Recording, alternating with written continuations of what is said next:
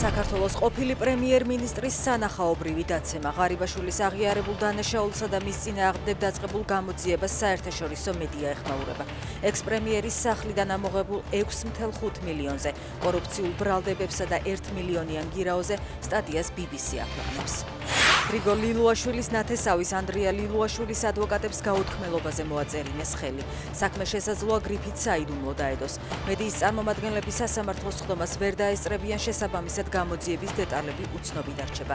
ანდრია ლილუაშვილს განსაკუთრებით დიდი ოდენობით უკანონო შემოსავლის ლეგალიზაციას ედავებიან.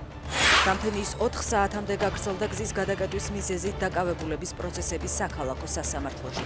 თითქმის ყველა დაკავებული პატიმრობაში გაუშვეს. მათ შორის გიგა ლემონჯავა, გიორგი ლიფონავა, ზრიად კვარაცხელია, ზურაბ ცეცხლაძე, დავით ჭკადუა, ვასილ ივანოვ-ჩიქოვანი და ნათია ლეთუდიანი.